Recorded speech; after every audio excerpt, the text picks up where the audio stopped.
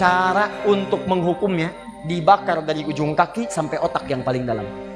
Cara membakarnya, kalau mau diilustrasikan, dilas sampai matang dalamnya. Jangankan alam kubur, beda tempat di dunia saja sudah beda keadaannya. Anda orang Indonesia ingin datang ke Malaysia, kalau bekalnya tidak ada Anda bawa, tidak akan mungkin Anda bisa masuk. Apa di antara bekalnya? Ada paspor yang mesti distempel begitu masuk imigrasi. Pergi lebih jauh lagi, misalnya saya pengen ke Australia, maka Anda harus ngajukan untuk mendapatkan visa.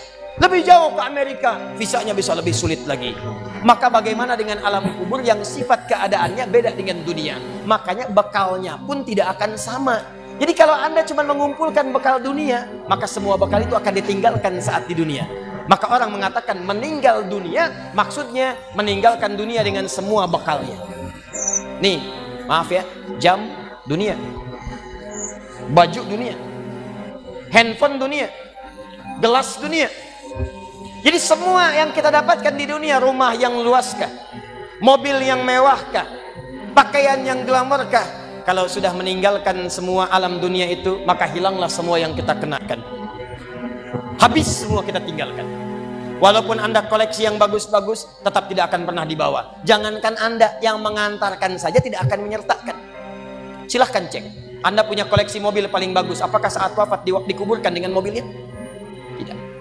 Anda punya handphone paling mewah, kenangan tingkat tinggi, di handphone itu suka dipakai bikin status tentang hadis, tentang ayat, tentang tafsir.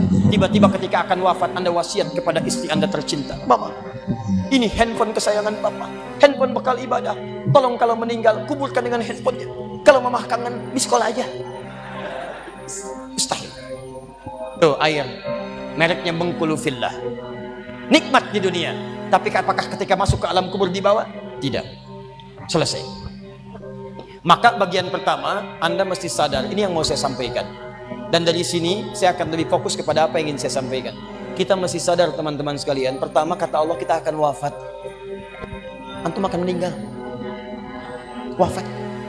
Wafat. Wafat. Wafat. Jadi antum kalau melihat di cermin tuh, ngaca dulu, ngaca, tunjuk wajah antum, wafat. Kamu akan wafat. Ketika Anda sadar Anda akan wafat, meninggalkan dunia ini, maka Anda mesti paham, udah punya bekal belum untuk pulang? Udah punya persiapan belum? Jangan-jangan Anda sibuk menyalakan rumah dunia Anda. Begitu padam listriknya sibuk, telepon PLN, telepon ini, telepon itu. Masuk ke alam kubur nggak ada cahaya, mau PLN mana yang dihubungi? PLN! Yang datang malaikat mungkar. Menerbuka. Siapa Tuhanmu? Siapa nabimu? Apa kitabmu? PLN. Gelap. Gelap dan gelap. Karena itu orang-orang yang tidak siap dengan kehidupan berikutnya, maka mohon maaf, dia akan merasa ketakutan ketika meninggalkan dunia ini. Bahkan ada yang saking takutnya, malaikat langsung bergerak untuk memaksa dia cepat meninggalkan tubuh dunianya. Muncul Quran surah ke-8 ayat ke-50. Kata malaikat, akhriju anfusakum. Kamu ini susah banget pulangnya, maka dipukulin oleh malaikat. Pukul, pukul, pukul, pukul. Teman-teman, karena alam kubur itu bekalnya bukan bekal dunia, maka Anda tidak akan pernah bisa membawa cahaya dunia ke alam kubur. Maka saya ajak Anda pada malam hari ini, coba ayo kita berubah. Tolong pikir baik-baik, tidak akan ada yang abadi. Dan besok pun belum tentu hidup.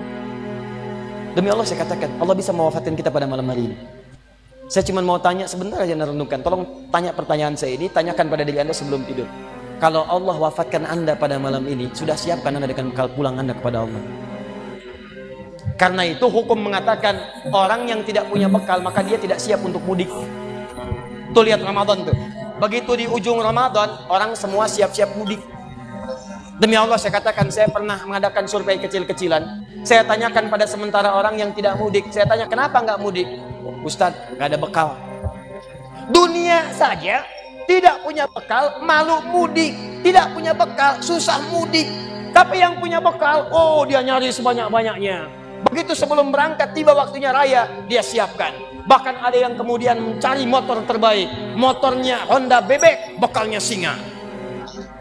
Motornya bebek, bekalnya singa. Karena bekalnya lebih banyak dibandingkan dengan sifat kendaraannya. Kendaraan kecil, motornya modifikasi, tambah lagi pelepah pisang, tambah lagi dus satu, tambah belakang yang lain lagi, numpuk semua di belakangnya. Dituliskan kemudian tulisan, aku pulang sayang, jemput ya. Masya Allah. Luar biasa. Kenapa? Karena tahu dia punya bekal untuk pulang. Dan yang dikunjungi pun dihubungi terlebih dahulu. Aku mau pulang. Maka yang di sana menyiapkan segala perlengkapan untuk menyambut yang pulang. Silahkan cek. Begitu tahu akan ada yang pulang mudik, maka rumah dicet. Makanan diada-adakan. Semua dimunculkan.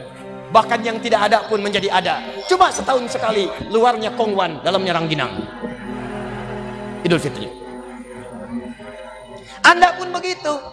Jadi kalau dunia saja punya sifat mudik, maka akhirat pun demikian. Orang-orang yang punya petanya cuma dunia saja, maka selesai hidupnya di sini. Kata Allah, nih saya berikan gambaran. Yang visinya cuma sampai sini, maka saya berikan semua kenikmatan dunianya seperti yang dia inginkan. Tapi begitu selesai ini, ditenggelamkan di alam kubur sampai kedalaman yang paling dalam. Turun ancaman. Allah tidak menginginkan semua manusia larut di sini.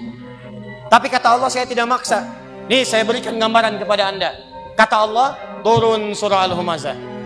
Wailul likulli humazatin alladzi jama'a malahu yahsabu anna malahu akhlada. Kata Allah, hei yang terlampau sibuk dengan dunia. Suaminya sibuk cari harta, hitung lagi, hitung lagi, hitung lagi. Istrinya sibuk kumpul-kumpul dengan sesamanya, cuma membicarakan harta suami. Sosialita yang senang dengan kumpul-kumpul saja, tidak ada manfaatnya, cuman ngobrol, cuman gibah, cuma macam-macam. Makanya ketika menyebutkan kalimat saling celah, saling ngobrol, menggunakan tak marbutah. Tak marbutah menunjuk pada perempuan. Wailul likulli humazatil lumazah pakai tak, sedangkan tak sifat menunjuk pada perempuan. Muslim laki-laki, kalau ingin jadikan perempuan tambah tak di ujungnya. Muslimah. Mukmin laki-laki, perempuan mukminah. Soim laki-laki, perempuan. Wah, itu dia. Alladzi jama'a malahu adada, yang suaminya sibuk cuma ngumpulin harta dunia saja, nggak pernah mikir akhirat. Bekal akhirat nggak ada. Nanti kita akan lihat apa bekal akhirat. Nggak pernah mikir, yang penting dunia, dunia, dunia, dunia, dunia. Kerja, harta, rumah, mobil, uang, dolar, semua kumpulkan. Maka yang seperti itu kata Allah, kamu mesti ingat ya. Orang yang sudah berpikir begitu saat di dunia, saya akan siapkan neraka paling spesial saat di akhirat. Namanya Hutamah. Neraka Hutamah ini beda dengan neraka biasa. Cara disiksanya, maaf sekali, diikat. Padahal neraka yang paling ringan, neraka paling ringan, tapi seringan-ringannya neraka juga. Ya, seringan-ringannya neraka. Jangan coba-coba nih. Ya. Itu ada di Quran surah keempat ayat 56 paling kanan sebelah atas. Itu yang paling ringan di neraka. Innal ladzina kafaru bi ayatina sawfa nuslihim nara. Orang-orang yang ingkar kepada ayat-ayat kami, nanti kami masukkan ke neraka. Paling ringan kami tarik ubun-ubunnya. Nusli, kami celupkan ke dalam api neraka. Dicelup kayak bikin teh celup. Teh celup itu kan naikkan, turunkan, naik, turun, naik, turun, naik. Jadi ada orang yang paling ringan masuk neraka, ditarik ubun-ubunnya, kemudian dimasukkan ke neraka, celupkan. Begitu dicelupkan, hancur semua, angkat lagi. Ya kullama nadijat juluduhum baddalnakum juludan ghairaha. Begitu hancur, diangkat sembuh lagi. Hancur, angkat sembuh lagi. Hancur, sembuh lagi. Sekali celup, satu harinya 1000 tahun. Satu detiknya 48 hari. Kalau pengen coba silakan aja. Tapi diinfokan supaya kita jauhi. Cuma ini nggak diikat, artinya apa? Begitu dicelupkan dia merontak, masih bisa bergerak. Cuman tidak bisa mengelak. Tapi neraka yang ini bagi ahli dunia yang nggak pernah mikir akhirat, dia tidak akan pernah bergerak sedikit pun, karena Allah akan mengikatnya fi amadim mumaddadah. Jadi bukan begini, tapi diikat begini. Cara untuk menghukumnya, dibakar dari ujung kaki sampai otak yang paling dalam. Cara membakarnya kalau mau diilustrasikan, dilas sampai matang dalamnya. Misal dari bawah bagian kaki, jempolnya dulu. Kalau jempolnya udah matang, baru sampingnya. Udah matang, naik lagi ke atas. Bayangkan kalau dimasukkan keseluruhan, yang sakit langsung semuanya. Tapi yang ini tidak, biar sakit dulu. Bukankah sakit di bawah kerasa ke semuanya? Sakit terus sampai naik ke atas. Allati tattali'u 'alal afidah. Afidah jamak dari kata fuad. Fuad itu otak yang merencanakan. Nih kata Allah seakan-akan ingin mengatakan, apa isi otakmu diisi saya bakar sampai ke dalam otakmu. Otakmu isinya apa sih? Orang sholat, kamu nggak sholat. Orang ngaji, kamu nggak ngaji. Orang puasa, kamu nggak puasa. Kerja lagi, kerja lagi, kerja lagi. Apa isi otakmu? Saya bakar sampai ke kedalaman yang paling dalam. Awas, hati-hati. Dan sifatnya muqsadah. Muqsadah itu sudah mengintai. Jadi kalau ada orang bercita-cita cuma dunia saja, itu nerakanya sudah ngintai. Nih dia teman saya nanti nih. Paham?